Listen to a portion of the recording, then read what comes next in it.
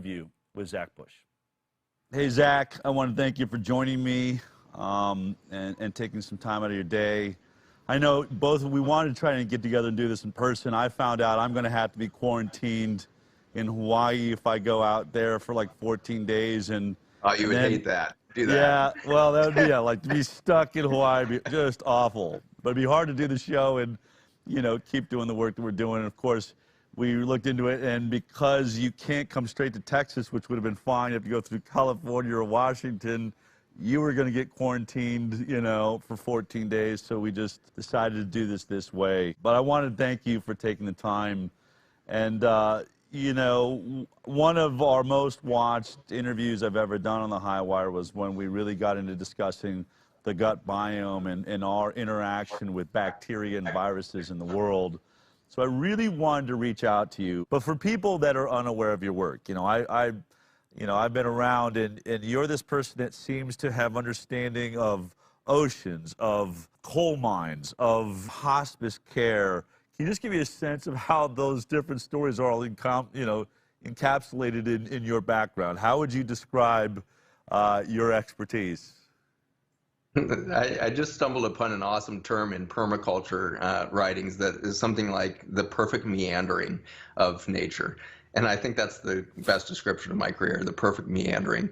My career has meandered a lot. I started when I first explored the university system. I decided I was going to be an engineer. Then, in only the drama that an 18-year-old can create, I had a heartbreak over a relationship I had, the first girlfriend I ever had, and I decided I was so heartbroken that I needed to take a year off of college. And so shortly after deciding that, an aunt called up, and she invited me to come to the Philippines and work in a midwifery clinic. And I had never done anything medical in my life. And the closest thing I had done was like build roofs on orphanages in Mexico and stuff like that. But so I had seen medical facilities before, but that was about it. And so I showed up in the Philippines, and within 2 weeks, the woman who was in charge of the 14-day-old checkups was swept away on a family emergency back in Canada, and I was put in charge as a 19-year-old kid for 14-day neonatal checkups in the squats of the Philippines. And that's when I found the miracle of life, and got really addicted to this journey into the human biology. And after 6 months of seeing children born into this world, I decided there was no way I could go back to robotics and engineering as I had wanted to, and thought I'd be a surgical PA or something like that. And then as I was going down that course, somebody said, you know what, Zach, it's another year for you to be an MD, and then you got all this flexibility and all this. Well, the person who told me it was going to be an extra year had no idea what they were talking about. And 17 years later, I finally finished my medical education as I went through a few different subspecialties. So after medicine at the University of Colorado, which was an extraordinary journey, I loved medical school. I loved school for the very first time. The first experience was gross anatomy, and it just exploded my mind. I suddenly knew, I felt like I couldn't forget anything. I felt like everything made sense suddenly, because I could see down to the fiber tissue and an exquisite, when you dissect a human body for 4 months, you can imagine that you've learned every vein, you've learned every artery, you've learned lymphatic systems, you've learned every nerve in that body. And then the last thing you unwrap, interestingly, is the hands. And you unwrap the hands, and it is the most overwhelming emotional experience that you're not expecting, because you just skinned a face, and you thought that was the most intense thing you've ever done. But for some reason, a human hand has so much humanity written in it, and it is an overwhelming thing. And so my medical career, I believe, can be mapped back to the human hand of the 82-year-old woman that I dissected. And her hand was like an archaeological dig on human wisdom, the folds of that hand and everything else. And it inspired me to ask deep questions and stay very curious about what it means to be human, what it means to be wrapped in these realms of tissue. And so I went into internal medicine. And internal medicine, I thought, was going to, give me the whole matrix of understanding of the human being. It's the study that is the founding of all of our specialties: cardiology, renal, all these different specialties. And at the end of that journey of internal medicine, I became a chief resident, which was a faculty position at the University of Virginia, and taught for a year. And in teaching internal medicine, I realized I was just scratching the surface of understanding how biology actually happens. I had learned a lot about disease, but I didn't understand why life was happening. And so then I heard about the endocrine system, early on, and that kept in the back of my mind as maybe the secret, maybe the language of the human body is these hormones that coordinate 70 trillion cells to ignite life. And so I did that, and at the end of that journey, it was in cancer research and developing chemotherapy, and then came to the realization that there had never been a case of cancer in history caused by a lack of chemotherapy. And so I realized I was going down a dead-end path that was never going to take me to a root cause solution. And so then I went into hospice and palliative care, thinking that maybe there I would do no harm, and I would meet my Hippocratic oath, and I would learn something of life and death. And it was a beautiful bookend to my experience of birthing babies in the Philippines. And there's definitely a second birth that happens. And that journey took me out of the hospital system, because I started to realize I wanted to know more about life. And to know life, I figured out I needed to know nutrition. And so I started a nutrition center 10 years ago, and started my own biotech laboratory on the microbiome 8 years ago, in realization that it's not the endocrine system that is the language and coordination system of human biology. It's the microbiome.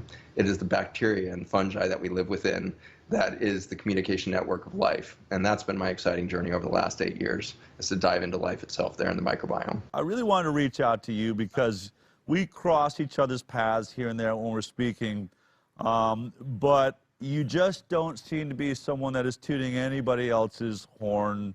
You really have your own perspective, and I was hoping you could sort of just give me your perspective on COVID-19. I know you're a busy guy. I doubt you watch my show. I haven't been aware of what you've been saying publicly. So I want to just open, because you're someone that I really have watched put thoughts together in a way that seem to resonate. What is your perspective of COVID-19 and this experience we're all having together on a global level? I think to answer that effectively, I need to just back up away from the current situation. And the virus is going to move through the population, and just like every other coronavirus that we've seen that's resulted in widespread death, it's gone within 2 years. The first one was SARS, and no vaccine, no anything. We just developed herd immunity or adjustment, or the actual biologic pool for the production of that virus disappeared. And so that was gone. 2002 it happened. By 2003 it was gone. MERS happens 2012. By 2013 it's gone. No vaccines. And so these things are sweeping through the environment, and we make a news story out of a few of those, SARS, MERS, COVID. But if you look back to like 1976, when we saw this huge uptick in viral syndromes, around 1976 is when we started to see species jumping viruses that were really starting to do weird things genomically. We've had 12,800 recorded new viruses in that time, and that's only the ones that we managed to record and find and categorize. There's probably 100-fold that, or 10,000-fold that, or 10 million-fold that we haven't understood. The amount of genomic information in the atmosphere and soils and water systems is beyond our supercomputer power to analyze. And so when somebody comes along and says there's a new virus, my first thought is, how the hell do you think that's new? Like, what is the data that you're basing that on? Have you screened the genomics of the viruses on the planet before? And the answer is absolutely you can't. There's 10 to the 31 viruses in the air. There's 10 to the 31 viruses in this ocean water. There's 10 to the 30 viruses in the soils. And so we are surrounded. We are literally absorbing. We are breathing. We are, through our skin, through our ears, through our eyes, through our systems, we are absorptive machines for genomic information since our origin. And far beyond our origin was this genomic milieu that we float within. And so I think we need to be very cautious to say that there's anything new under the sun, because it's unlikely that the Earth has never seen this before. It's been through 6 great extinctions. We're in the midst of the 6th one. It's seen cataclysmic events on the planet. It has seen the rise and fall of continents. It's seen, extraordinary shifts in climate. The whole planet covered in ice at one point, pretty much, and then you've got the reabsorption of that ice and the rise of oceans, and you've got massive volcanic events that cover the sky in sulfur compounds and toxic acids. And this Earth is a history of cataclysmic events. Right now, humankind is the cataclysmic event on the planet.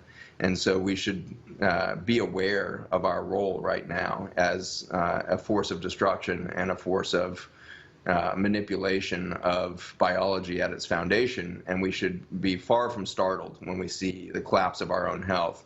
It is the most predictable thing scientifically that you could possibly do. Our group is tiny. I'm a self-employed, scientist, self-fund my little laboratory. We keep doing what we do because it's interesting, and it's, even if we're going to go march into extinction with the rest of the humankind, let's do it with our eyes wide open and celebrate the beauty that we are in.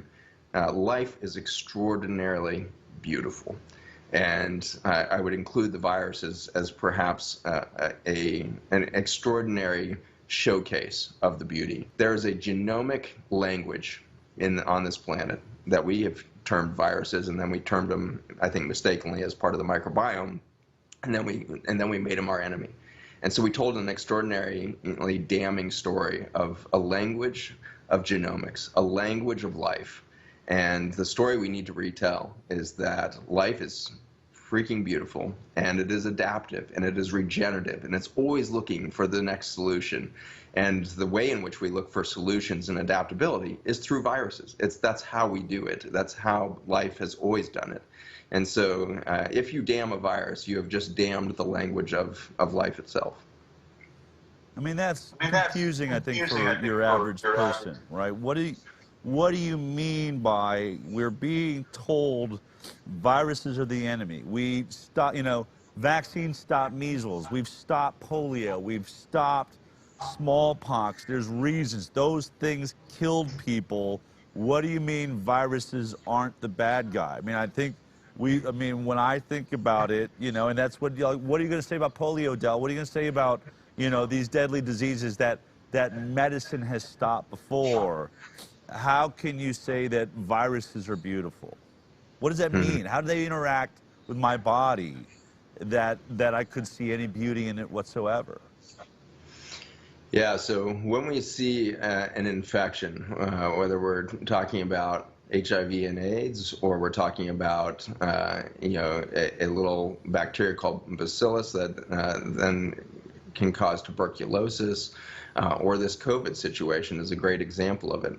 When we interact with the microbial world, what we are describing is a terrain or an ecosystem of experience, and it is a vast ecosystem when in a healthy state.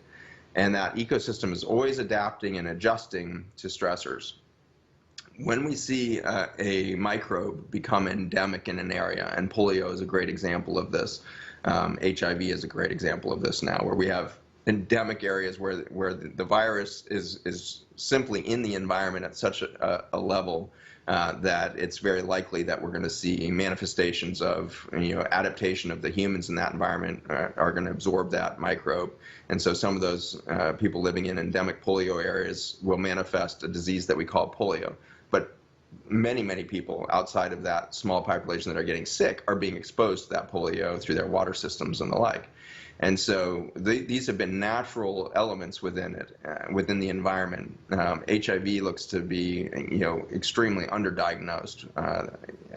There's a really interesting study that screened 8,000 healthy people with no history of infectious disease, had screened negative through blood banks and stuff like that, and they did genomic analysis for a couple hundred viruses that are known, and they found 42 viruses in the bloodstream of these patients that were totally healthy and asymptomatic with no history and had screened negative by antibody testing and the like for things like HIV and things like that. And they found an extraordinary amount of HIV and hepatitis C and all these conditions in this asymptomatic population, which suggests that these microbes are part of our normal daily biologic experience.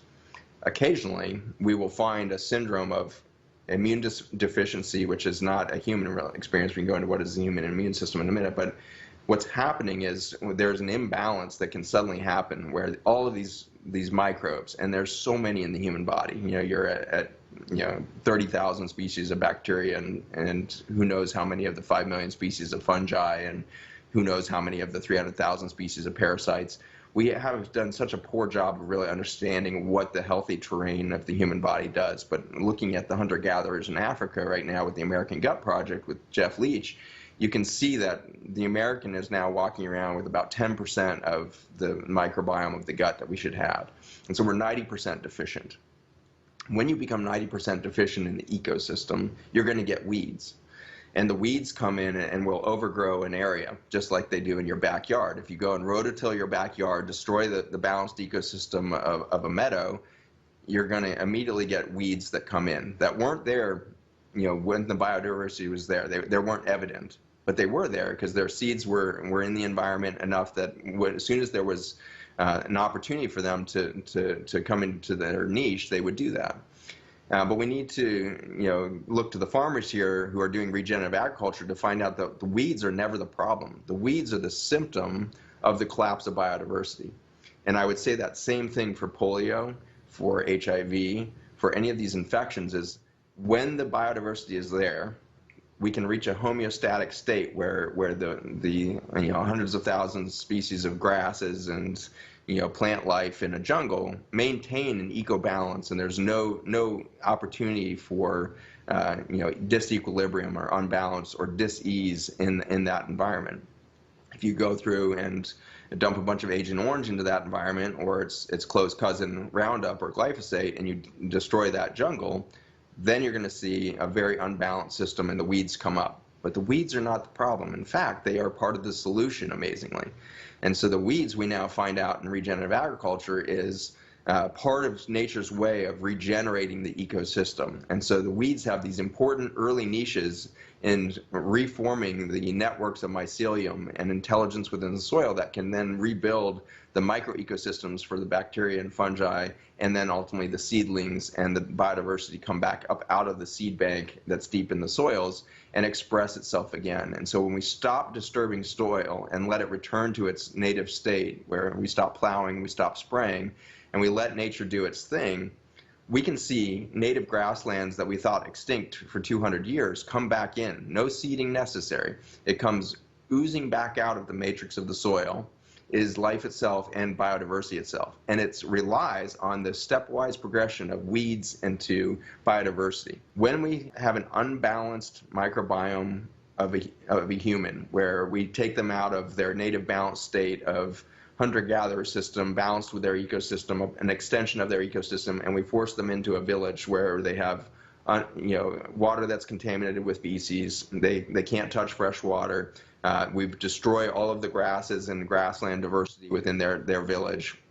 They're now walking on dead clay, and they have huts that are trodden down clay. They've lost any touch with that microbiome of the soil. That's the beginning of endemic disease. That's the beginning of where we see these imbalances. And tuberculosis is a phenomenal example of a condition that didn't spring forth until we created the Industrial Revolution. And suddenly in London and New York, we have endemic problems of tuberculosis happening in the cities because we were so divorced from that ecology of balance, that ecology of harmony there.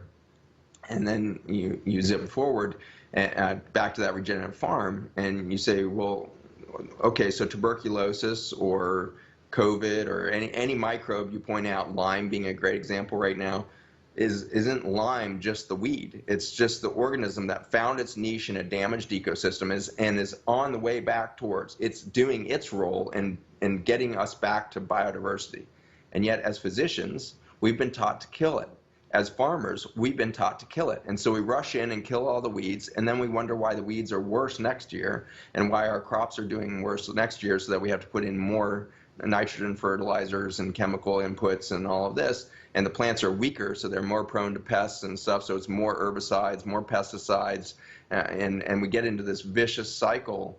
And then we wonder why our children have gone from 1.2% of chronic disease to by most recent Medicaid screens, 52% of children with a chronic disorder or disease. 1.2 to 52% since the 1960s.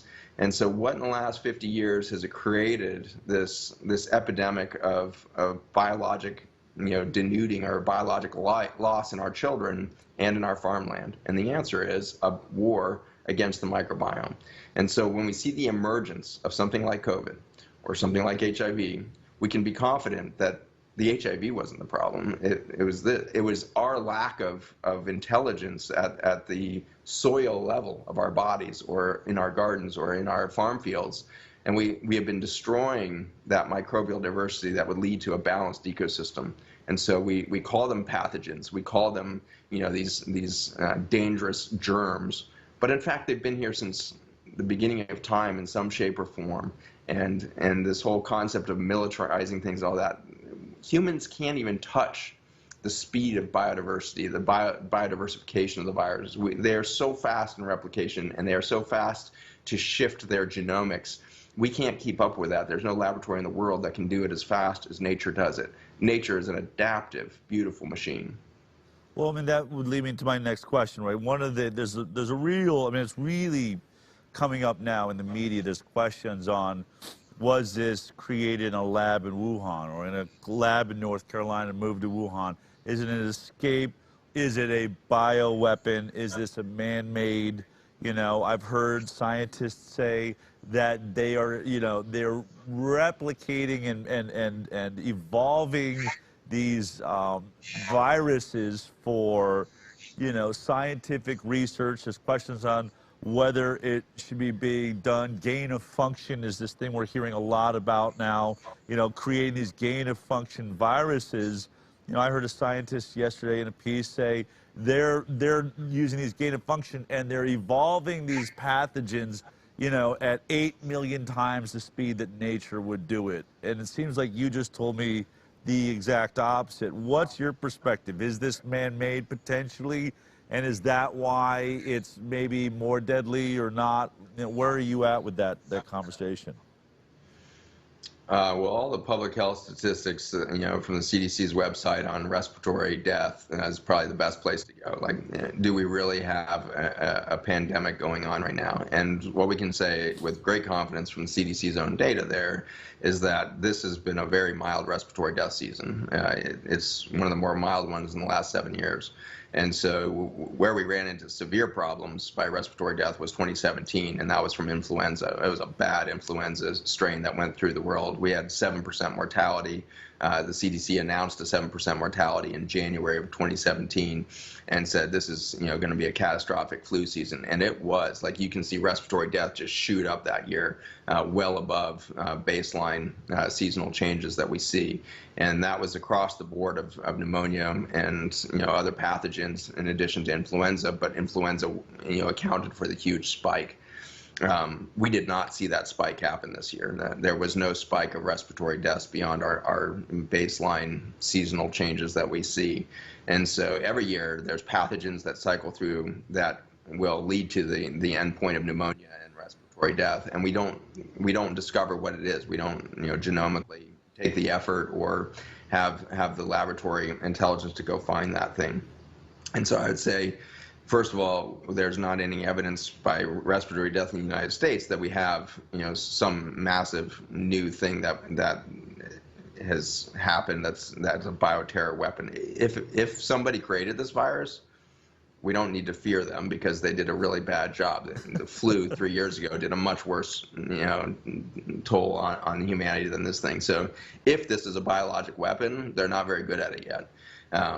Did it kill some people? Maybe. People certainly died with COVID in their bloodstream, but like I said, if you look at the genomics of the bloodstream of 8,000 healthy people, you'll find 42 common viruses, including HIV, to be relatively common in that population. So when we go and test the bloodstream and say there's PCR evidence of DNA of COVID in your bloodstream, all we've said is that this is part of the garden. COVID is now part of your terrain. Is that COVID responsible for the downstream syndrome? It's impossible by our own assessment, because when Harvard analyzes death from COVID, what they find out is it's actually air pollution that predicts better than any other thing in the environment. Better than the presence of the virus, your prediction of death is how many micrograms of air pollution, smaller than 2.5 nanometers, is in your air that you're breathing. That's what you're going to die from. And so, and it's so powerful that it's every 1 micron. It turns out that a year ago, I was at Sun Valley Wellness Festival, and I showed everybody where the next pandemic was going to happen, right out of central China. And I showed the spraying map of Roundup in China and said, it's going to come right here because that's where we're putting the most pressure on biology. And so when a scientist yesterday says these labs are doing this 8 million times faster than nature, that nature can do this at any speed it needs to do. Nature is way more adaptive than our laboratories are capable of. But I would say that nature has had very little reason to do really rapid genomic shift over the last few thousand years until we've scaled industrial agriculture to the level we have. And with now 4.5 billion pounds of antibiotic being poured into our soils every year, we're putting extraordinary pressure on the microbiome. And so I believe the microbiome is accelerating its genomic generation of genetic material that we call viruses now because it needs to adapt faster than any time in the last 55 million years. There's a force of nature happening that we call extinction that is forcing massive adaptive information stream to come out of biology itself. And we need to realize that we're producing that too. Our stress produces huge genomic information out of us. Do we call that viruses? No, we call that exosomes, and there's different ways we kind of categorize those things, but really it's just lexicon. Biology that's under stress expresses new genomic information, and we do that by the second. Every second I am expressing different microRNA, and my microRNA exudes out of my body. My microRNA is carried in these tiny little exosomes, and it's not a full protein coding gene. It's tiny little messengers to the whole genome around me, to the microbes around me, to the family members around me, to the pets, to the people I walk by, to the plants that grow around me. I'm expressing genomic information out there as to what my stress level is.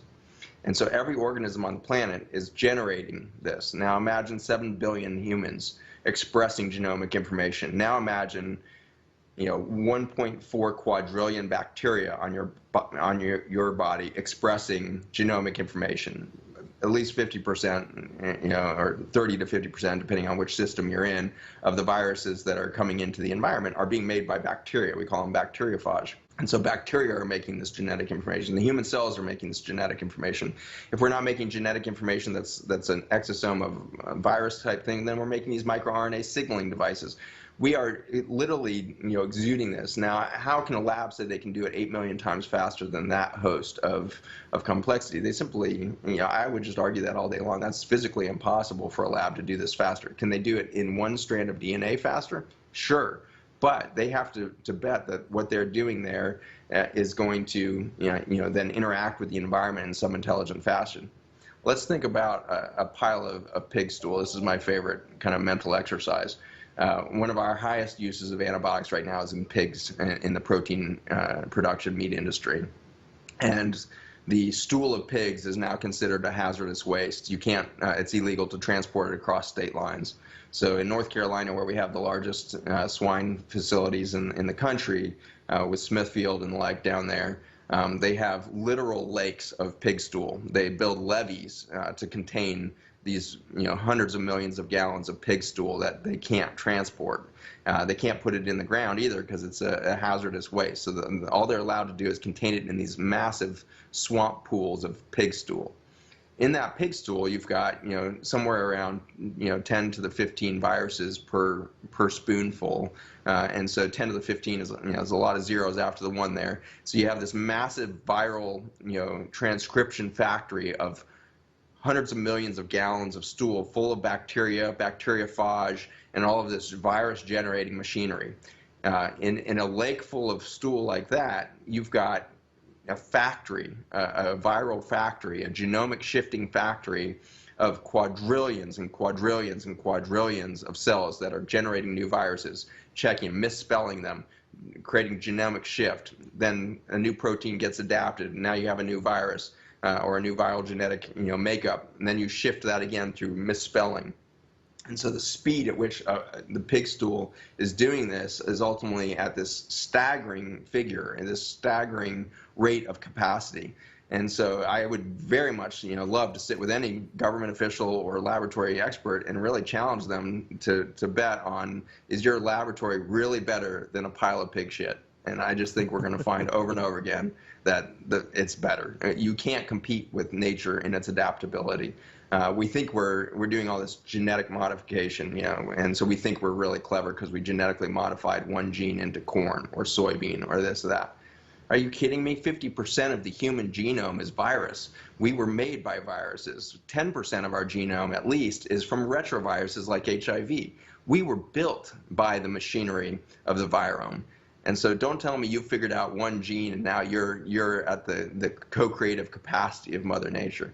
We're scratching the surface of what genomic modification really looks like. And nature does it at a speed and without a capitalistic determination behind it. And so when you add, you know, a money-making schema to genetic modification, now you've changed nature again.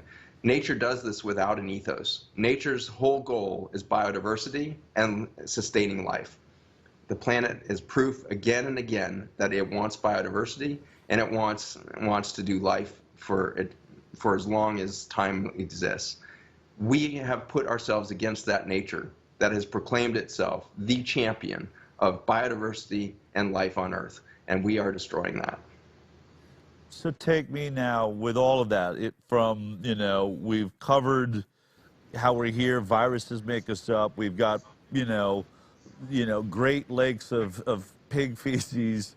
Take me to COVID-19 then. You know, you said a little while back that you predicted over a year ago somewhere in central China, I guess you're meaning, you know, Hubei province, somewhere in that area, that would be a virus. Now, or that something, the next pandemic would come from there. So many people are saying it's just too ironic that we have a level 4 lab there. In your mind, you know, what would be your best theory for what happened in the middle of China? Is that where this comes from? And what is it about COVID-19 compared to other viruses that we've looked at before? So, you know, the science on COVID is rapidly emerging, but, you know, to say that we know anything about it is erroneous, which is why I am so frustrated with the government and with the regulatory groups in medicine like the CDC and the NIH, and Johns Hopkins University now getting in on this. Now, we have universities that are declaring knowledge of how many people have died from COVID. That is scientifically impossible that they can say this many people died of COVID.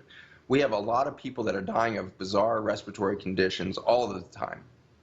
There seems to be a syndrome that is familiar with COVID, and that syndrome harkens back to another coronavirus of 2001, 2002 with SARS. And the description of SARS is so incredible in the literature. When you read the initial scientific studies coming out of 2002, 2003 around SARS, it literally says the patients turn blue and then have to wait until their lungs eventually fill with fluid and then they die. The course of events there is very important. They first turn blue before their lungs have fluid in them. And so there's not a respiratory failure that leads this thing. And then eventually with fluid in their lungs, they develop pneumonia and die. This is exactly what's happening with this COVID strain. So another coronavirus presenting with hypoxia, which is a loss of oxygen in tissue. So the patients are presenting blue and with these remarkably low numbers of oxygen, you know, in the bloodstream. And yet a lot of them look pretty comfortable. They're not breathing fast. They're not, you know, in any distress. And so the doctors are freaking out, trying to figure out, why is this patient sitting here talking to me with an oxygen level this low, blue in the face, and going into multi-organ failure? Liver is the number one, you know, thing. When they screened, there was a nice article that showed what is the initial laboratories of 5,000 patients presenting with COVID like symptoms in New York.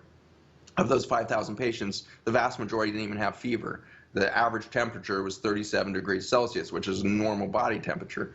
And so they don't have fever, they don't have you know, any signs of respiratory distress, and yet they have bump in liver enzymes. That's the only laboratory finding that seems to be consistent. Their white blood cells aren't elevated as if they have a virus.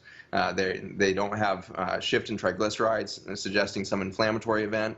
And so there's nothing in that article I'm, you know, pouring through and like, show me the evidence that this person is having a viral infection. Show me the evidence that there's some signs in the immune system or otherwise that there's a virus at foot. Instead, they're dying of hypoxia. They have loss of oxygen at the tissue level, and their tissue is being starved of oxygen.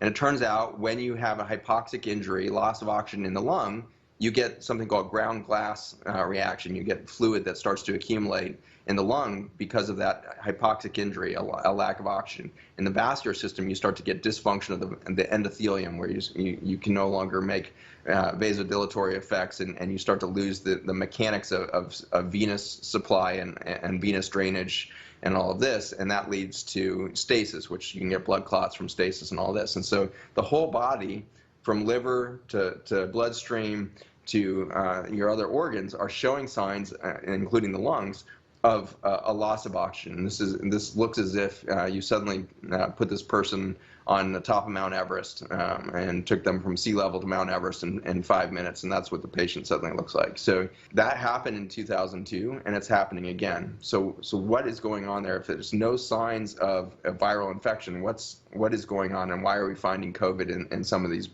bloodstreams? And so what seems to be happening, whether we're looking at SARS, MERS, or this, is a constellation of events that are happening in the bloodstream to induce a high altitude-like injury or hypoxic injury to the whole system. And then eventually, if we don't fix that problem, they're going to fill their lungs with fluid because we didn't reverse the hypoxic thing. And if you put them on a respiratory machine, you actually just made the situation worse, because forced oxygen is very noxious. High pressure oxygen is very noxious to the tissue of the lungs. If you push oxygen in and the bloodstream still can't bind it, you haven't fixed the hypoxemic event.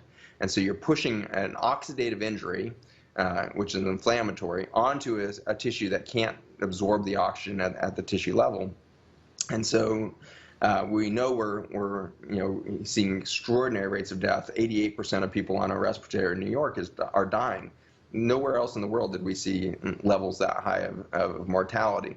And so we are part of the problem when we keep thinking that we have a respiratory failure event. SARS to now, that's 18 years of science, has shown us that this is a hypoxic injury, not a viral infection type thing. So if it was a virus that was overwhelming your system, you would see your immune system respond appropriately.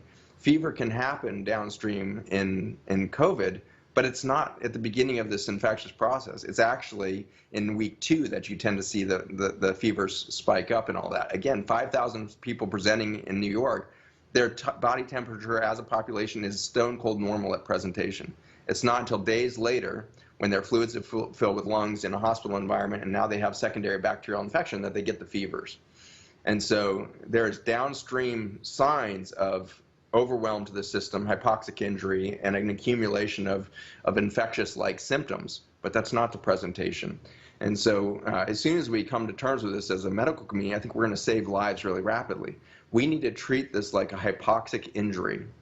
And we have a lot of interesting data out of there. And I'm making a film right now on what I think is going on. So, and what I think is probably very incomplete, because my clinic's not allowed to be open right now, which is so ironic. If you think you have a hospital overload capacity, then don't close all the clinics. Like, don't say that all the clinics out there that aren't associated with a hospital are suddenly non-essential. If you don't want an overloaded hospital system, keep the clinics open, but that's an aside. And so I haven't been able to treat those patients with this, but I offer it to any physician to start to explore this. Is we need to treat this as a hypoxic injury similar to cyanide poisoning.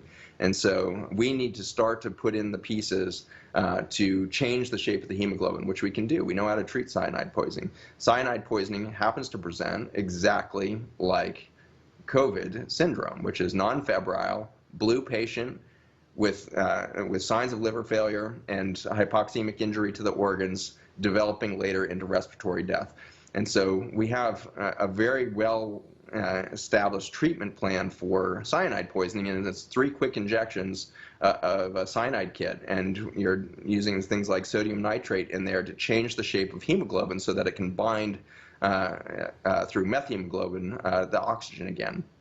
And so we have an FDA-approved mechanism of treating cyanide. We should turn that kind of mindset to that. Now, am I right? Is that going to fix the problem? It may be more complicated than that, but until we start treating the hemoglobin as an initial injury, we're never going to solve the downstream infections that are happening, because people aren't dying of COVID again. They're dying of secondary pneumonias that are bacterial in nature, downstream, and some of them are dying of hypoxic organ failure.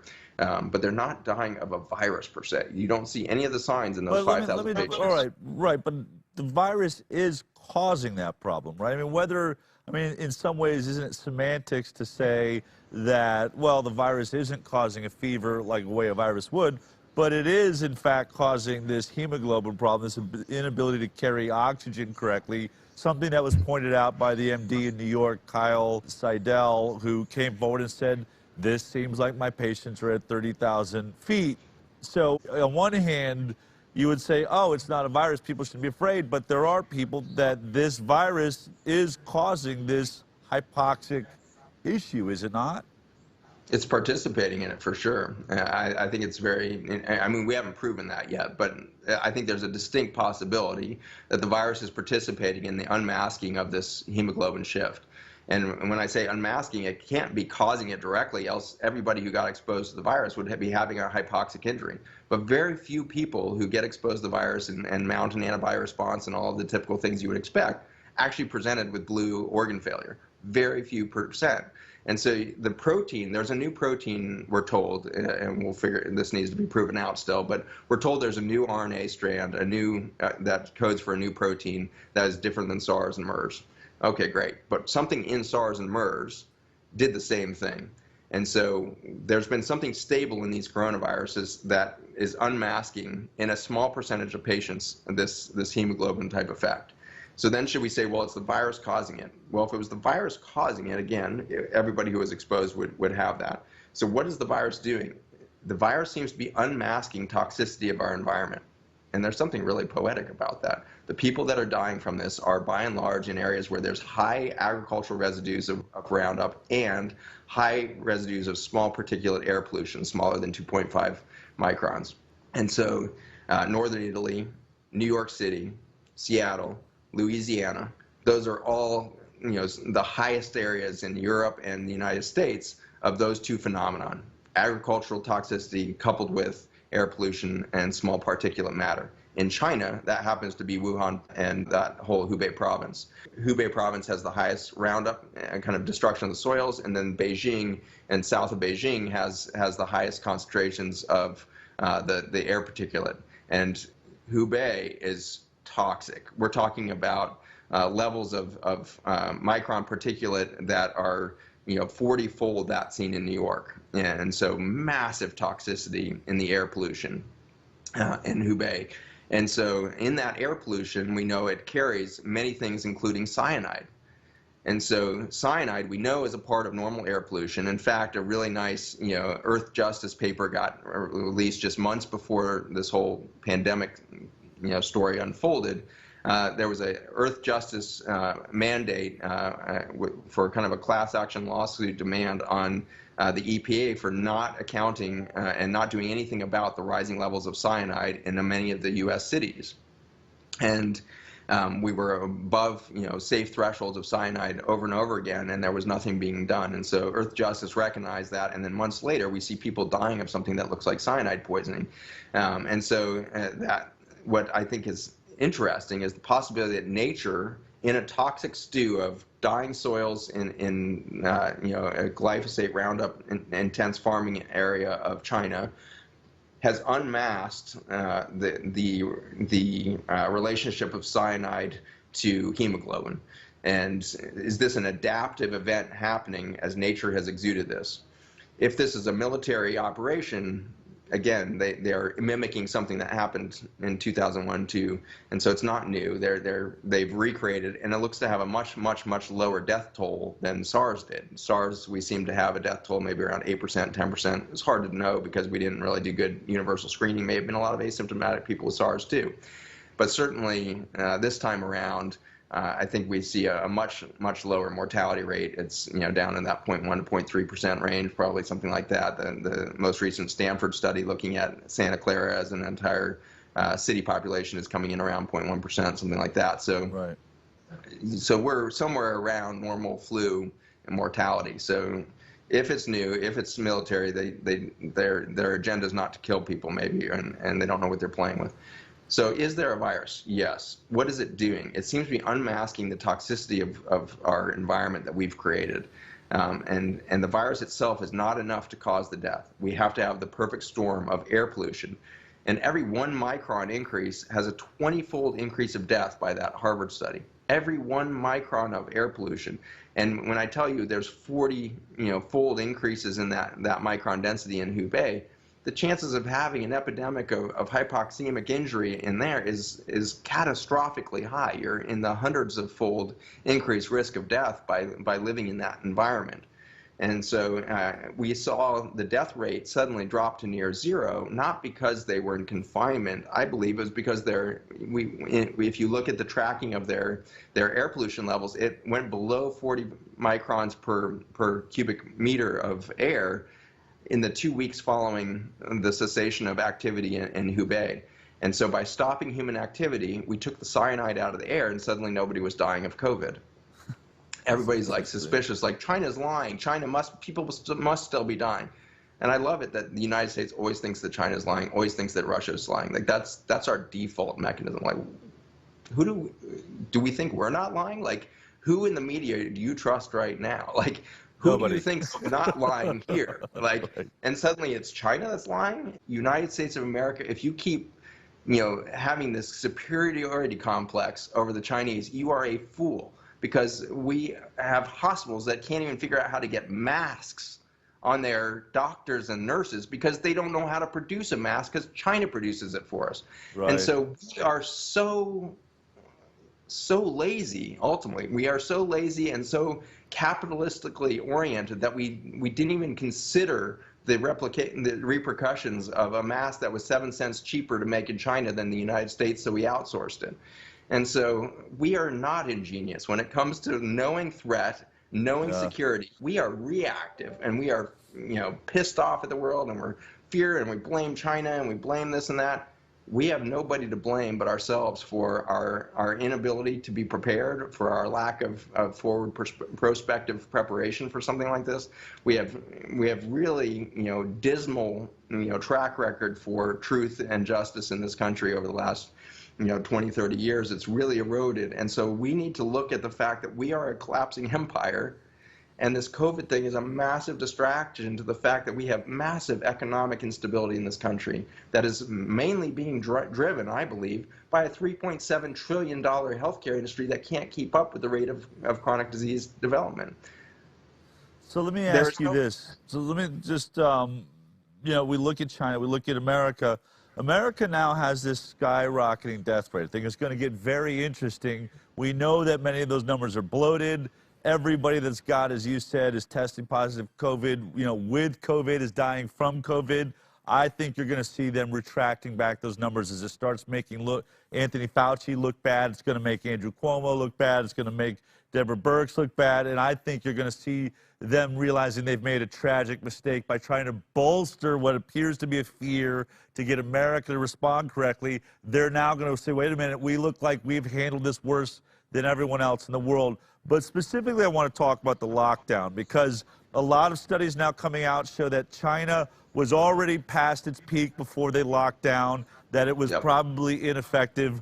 I think if you're going to point to a country that locked down pretty early, it would be America. I think we stopped travel earlier than most. We moved in this lockdown, and yet the former head has come out and said, we haven't seen the kind of declines that we were expecting to see at this point. We haven't, like, the death rate's the same. It's continuing. We're not curbing it, and now we're going to open up. So my question to you is, do lockdowns work? Or did they work for COVID-19? Do they work at all? It seems like we were earlier than anyone else, and we have this, look, there's two ways to look at it, right? It's still an infinitesimal death rate, really, if you really strip down what is actually a COVID-19 death. Italy said that 12% of the people they claimed were COVID-19, really only 12% died from COVID, as far as they could tell. The other, 80-something percent, 88%, died of other complications from the illnesses they had previously. I think our numbers would be about the same. But does a lockdown, you study viruses, you study bacteria, the biome, can we stop the biome in its natural proliferation by locking ourselves down, I guess, is ultimately the question. Not only can we not stop it, we wouldn't want to, is my position. And that, the adaptation speed of the planet is determined by airflow on this planet. And so genomic information didn't wait for humans to show up. Viruses have been transiting our globe since long before humans showed up. In fact, without that virus, parade of genetic information mixing with the milieu of life and, informing the milieu of life over billions of years, we would not have even shown up. And so we know that viruses can travel rapidly around the planet without human travel, without It's not airplanes? Because we're being told it's airplanes, right? Airplanes are what are delivering the viruses. That's now called aerobiology, which is the whole science of how airplanes move viruses around quicker. If it's quicker, you're talking about a number of days, down to probably 3 to 5 days, because all you have to do is wait for the air to traffic across the Pacific Ocean. So at most, you're looking at a couple weeks where the air is traveling. So there's two ways that viruses have been measured to move. One is through respiratory spit, and this is the one that gets all of the attention from the mask people. And so the people that want you to put a mask on, the people that want you to go self-sequester, are studying the droplets, and the droplets in your respiratory state that carry virus go about three feet. And so if that was how viruses traveled, then airplanes would be super important in the movement of viruses around the planet. But of course, we had viral transmission around the globe before we developed air travel. And there's again the possibility that we can change the concentration of the virus in different environments, but we're not going to eliminate the virus by eliminating air travel. And so the evidence of this continues to come out. The virome is just beginning to be studied, I think, effectively. But a really cool study looking at in Spain recently demonstrated that you could find the same viral particles in ice caps nearly at the same time that you would find the virus in desert systems and all of that around Europe. So looking across Europe, all of the different vast different ecosystems, most of them uninhabited by humans, and they were showing viruses showing up almost simultaneously seeming in these different environments. And so what they are studying now is the other half of viral transmission, which is aerosols. And so droplet or liquid-based transfer goes 3 feet. Aerosols, where you're not attached to a liquid droplet, but you're actually airborne and you're surrounded by a pocket of air rather than a pocket of liquid, those can travel great distances, and they survive much longer, interestingly, than if in liquid. And nobody's really worked out why or what the protective mechanisms are, but dust particles will select around that. Interestingly, we can screw up the normal distribution of a virus by air pollution. And so some really cool studies looking at flu are showing that in areas of high air pollution, we can have an abnormal density of virus transmission through aerosolized particles because they bind to the air pollution itself. And so again, I would argue that we will completely cease any future coronavirus pandemic if as soon as we see a strain come out, we instantly stop traffic. And everybody has to go to bicycles, skateboards, roller skates, and the rest and carry on their life normally. If we do that, then aerosolized virus will spread over the earth over the course of a few weeks and months and will spread itself out in a very even distribution. And we won't have these pockets of high-density viruses in the pockets of high-density humans, and so we won't see the same penetration into that biology. In addition, we won't see the cyanide poisoning and the air pollution poisoning that increases the risk of death from many of these respiratory viruses. And so a very simple approach would be every fall we should adopt the technique of we're going to be a public transit only community. And so every October, November, when our vitamin D levels start dropping and we lose the intelligence of the soil, reabsorption of carbon substrates, the amount of carbon in the atmosphere is near zero by October. All of the greenery of spring, summer, and fall have sucked in all of the CO2 and methane, where there's maybe a substrate of 3% or 4% of our total carbon left over at the end of that time. And then between October and January, which is right when our quote-unquote flu season happens, the amount of CO2 and methane in the atmosphere blows up, and it goes berserk until about June. And so the reason why we see flu season correlates perfectly with carbon in the atmosphere due to natural soil cycles, and we call that flu season. I don't think there's any proof at all that flu is causing this perfect seasonal change, because the virus doesn't care what season is. The virus can be made by any human cell, any time of year, all of the time. What seems to change its activity is the amount of CO2, methane, and other carbon substrates that we create through our transportation and other mechanisms, and then we create flu season. We create a syndrome of respiratory death and dis-ease that is actually a natural cycle of the quiescence of the microbiome of the soils not participating in that same respiratory cycle. And so the respiratory system of the whole planet, including humans, starts to fail in that quiet state, and death happens. And that happens in nature in a massive way. We call that fall and winter. And in that death, we reabsorb nutrients into the soil, and we get ready for an explosive new cycle of life. We need to come to terms with this is the viral phenomenon. The viral genome is expressing itself constantly, and when it is in a microbial diversity, when it is in this ecosystem of friendly, biodiversity, there is no death and disease. And then as the seasons carry on, we see death and disease accumulate. If we shift to bicycles and non-carbon emitting transportation in the fall, I think we will see a marked reduction in death from what we call flu season. The virus will still be present. We won't die from it. You're one of these guys that has a lot of different investigations go on, but you actually also work in hospice care, is my understanding. You work with the elderly. We're being told around the world by scientists that really predominantly these health issues you've described very well, and different reasons they may be caused, but not only is pollution part of it, but it's predominantly affecting people over the age of 65 with other comorbidities. I ask myself, 20 years ago, would we have just called these deaths old age?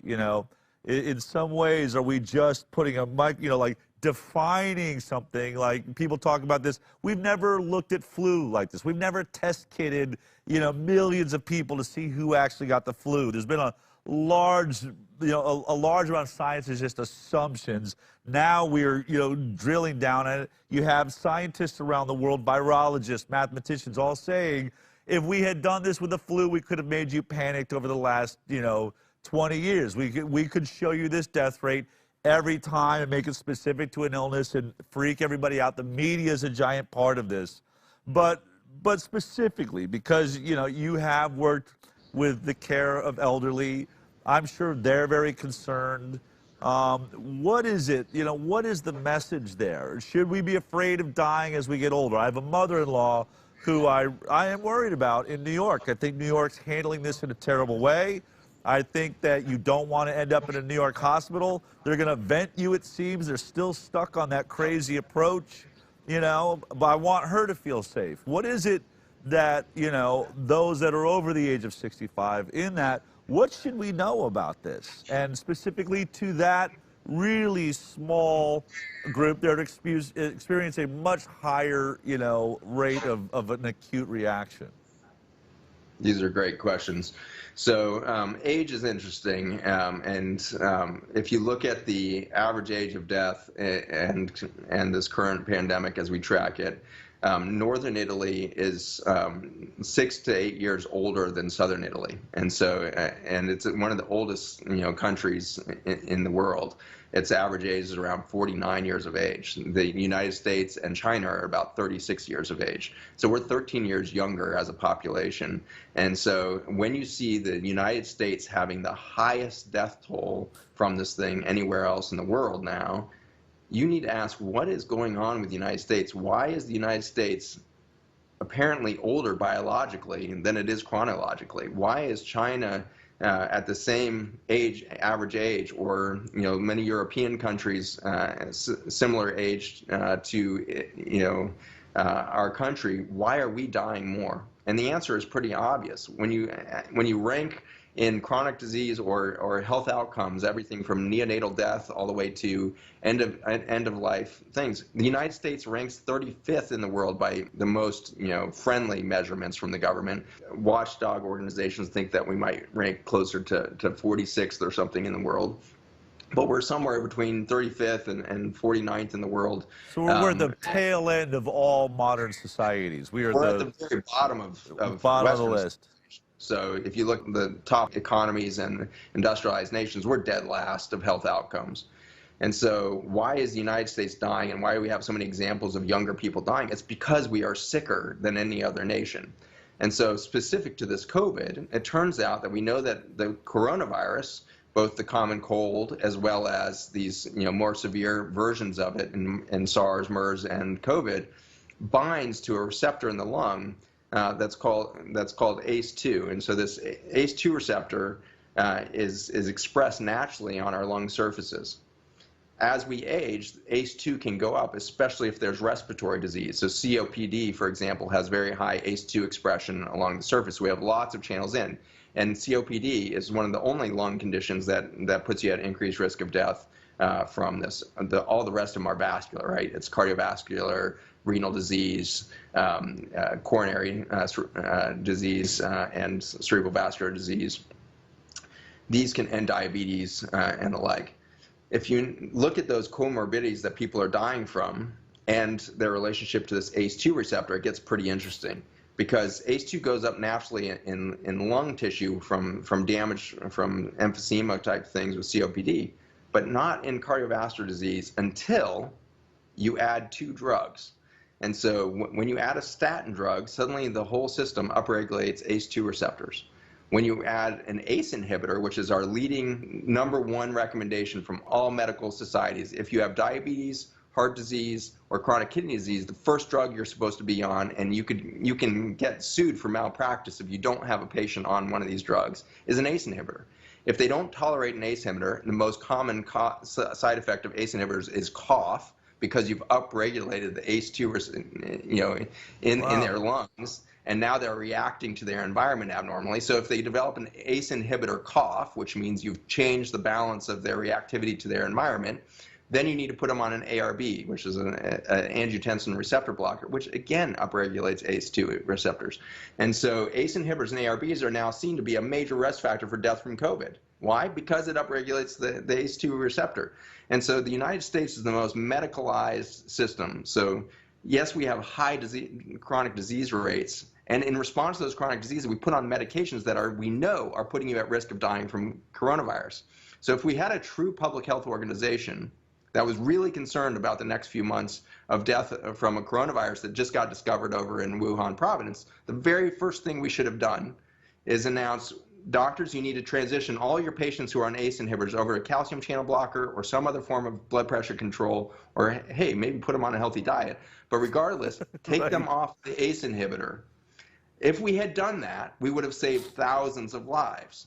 Take them off the statin. There's the absolute risk of dying from a heart attack by taking somebody off a statin is near zero for a 3-month, 6-month period. And so take them off of their statin, put them on a healthy plant-based diet so their cholesterol doesn't go up, and then take them off their ACE inhibitor. If we had done that, we would have completely changed the death toll in the United States. We knew that these drugs increase ACE2, and we knew, based on SARS, MERS, and the common cold corona, that it binds the ACE2 receptor. If we had done that, we would have saved thousands of lives all over the country, not to mention all over the world. And then we should have stopped influenza vaccination, because an extraordinary study came out in 2017 showing that if we vaccinate for flu, your risk of getting coronavirus the following year goes up. And this is not just corona, but 6 other common respiratory viruses, their risk goes up. And this is commonly seen. This is a well-described scientific phenomenon, that if you get exposed to the real influenza, you develop what's called kind of this transverse immunity, where you get immunity to bugs that aren't even represented in influenza. You get this immune system intelligence, and you will now become resistant to other bugs. If you don't get flu and you're exposed to an abnormal protein within that flu virus, and so you have to mount a weird antibody to that, so you can't get your normal herd type or kind of immune system response to the environment, then you get increased risk of this. So what we should have done is, if we really believed that this thing was 10 times more deadly than flu, well, actually they said at the beginning it was 100 times more deadly than flu. Right. If they really believed that, then in December they should have frozen all influenza vaccines. Said no more influenza vaccines, come off your ACE inhibitor and your ARB and your statin drug. Don't get influenza vaccine. We're going to cruise through this season because we have a new strain. We didn't do any of those things. We know that science. NIH knows that science. CDC knows that science. We did not make public health moves to protect the community from coronavirus. Why? I think we kind of knew. Well, I knew right away just because I have a calculator. Anybody with a calculator, as soon as the first cruise ship stopped in Oakland, we knew everything we needed to know about this virus. That nobody died on that ship. For 14 days, they were quarantined on that ship. It has a 5-day infectious period.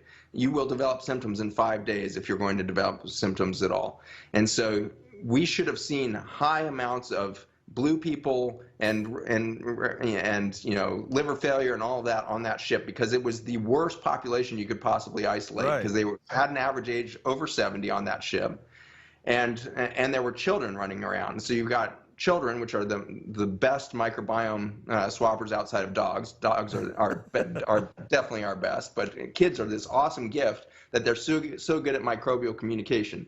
And so you got kids running around the ship. You've got old people. They're sequestered, and they didn't sequester. They didn't quarantine those patients away from each other in those initial couple of weeks. And so it should have been massive death toll on that ship, and yet nobody was even critically. I think 1 or 2 people came off critically ill. The rest of the 3,700 people weren't even. There was only 100 or so that were showing symptoms at the end of the 14 days. A few people weeks later died, and we said they died of coronavirus. Coronavirus was definitely in their experience. It was present. May have contributed in some way, unmasking toxicity of their statin drugs and their ACE inhibitors and their flu vaccine that they got. But ultimately, we knew that the death toll on that ship was low enough that if we extrapolate over the United States, we would see somewhere around a death toll of 0.1%, maybe 0.3% at worst. And we know that flu can, in 2017 was causing a 7% mortality rate. So we knew at the beginning that this was not going to be some massively fatal thing unless we managed it wrong, and we did. Instead of learning from the past, we treated this like this was a vicious virus, and every death that happened got blamed on corona instead of our mindset. Our mindset of physicians that this is respiratory failure and I need to put this patient on a respiratory, that mindset was killing people. We weren't responding to the real things below our fingertips, because as physicians, frankly, we have been brainwashed away from using our eyes, our nose, our fingers, and our sensory system to look at a patient. We don't believe anything until it comes through a serologic laboratory study or an MRI machine. If we don't do those two things, we have not been given permission to have any trust in our own intuition, our own massive capacity for quantum computation and intelligent decision making. That's been taken away from us, and we're threatened with lawsuits if you don't have the MRI and serologic data to back up your plan. We can't move. We are paralyzed as a medical system, paralyzed by the fear of doing the wrong thing, doing something outside of the current paradigm. And so for that, we are losing our patients. And so next winter, all of the physicians answering, knowing what you know, what are you going to do next fall? Are you going to vaccinate your patient? Because we know there's probably one more season where we'll see COVID in the environment. It takes 2 years for these coronaviruses to leave. By the way, know that this will be gone. Again, I said it earlier in the show, but it's very important, America, world. This virus will be gone by next summer. And when they come out with a vaccine next year, they're going to say that the vaccine eliminated the virus. That is physiologically impossible, that is scientifically impossible, and it has never happened with the previous coronaviruses that have circulated. So let us not be this easily duped, okay? Right. Another show, we can talk about whether I believe in vaccines or not. I think that there is an intelligent way we could go about understanding vaccines in the future. But since 1986, you know better than anybody else, Right. we have not been testing for efficacy and safety of our vaccines. So are vaccines important? Is Zach against vaccines? No, Zach is fully for an intelligent, microbiome-informed new model for childhood immunity and vaccination. That's what I want people to sign on to. And so as an invitation on the tail end of this film will be an invitation to go to my website and sign a petition as a physician or scientist to sign up for healthy child immunity and intelligent vaccination. We need to bring the new science of the last 30 years to the microbiome to update our understanding of our relationship to the microbiome, and we need to stop seeing ourselves at war with it. We need to see ourselves as an ecologic member.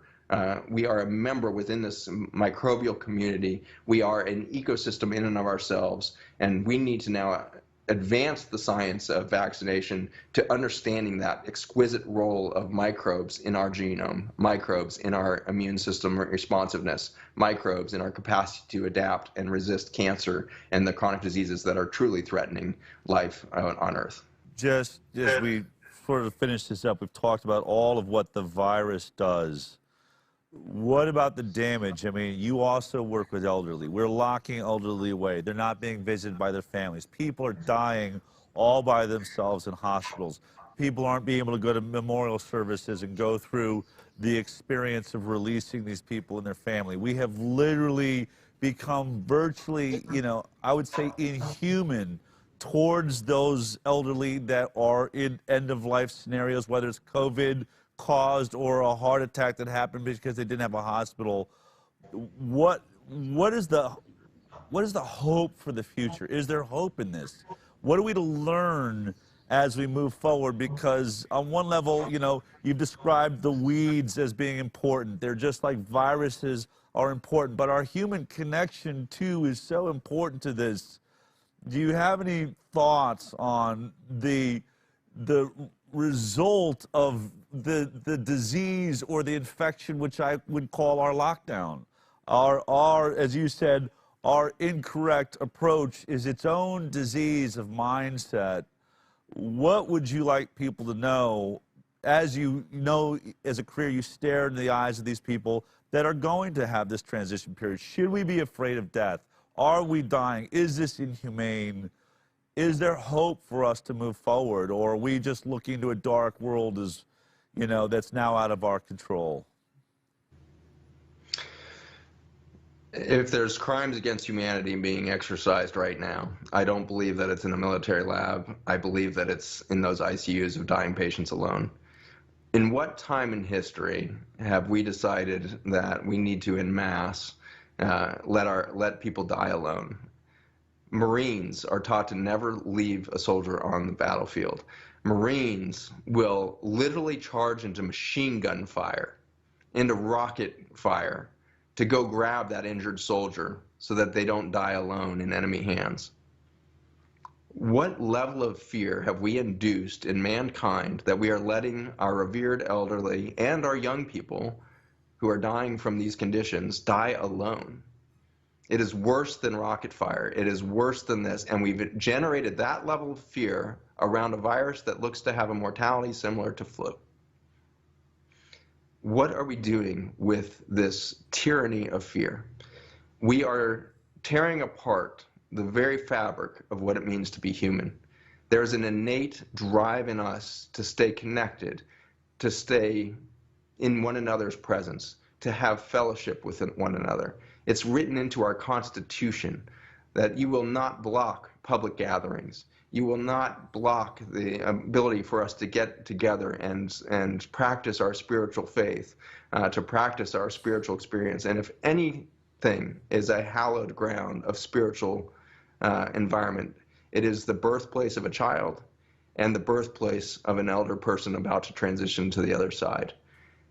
There are two births that happen to humankind, and the first, of course, must be extraordinary. If we could remember it all, how amazing would it have been?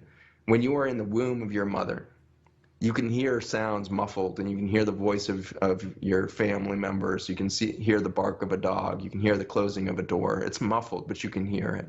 You can see the light filtering through in the morning through the skin of your mother's belly and through the wall of the womb. You can see these transitions of shadows moving by. You can see this beautiful world, and it's all in red hues. It's reds and oranges, like an eternal sunset happening around you. And then there's peaceful darkness in the night, and it's silent, and you've got your mother's heartbeat right next to you, and you've got this extraordinary holy of holies, this protected space that you're in. Then suddenly, at the end of 9 months, your entire human existence so far only knows this space. You have this catastrophic event where intense pressure is put on you, and you're being covered in microbes as you go down this, and your immune system has never seen this. Your whole body has never seen this whole body of life that's coating you, and you're in this transit of dark tunnel and compression. Your heart rate is 180 and pushing 250 at moments, because you are in this intense physiologic pressure state, and you think you are dying. I think that must pass the tissue level's possibilities. I think I'm dying because the light is gone, and all I hear is crushing pressure, and all I'm experiencing is, and then suddenly you're in the light, all the pressure is gone, and you can't believe the beauty around you. The face of your mother is mind-boggling. There's 1,000 colors in just the iris of her eye that's looking in your face.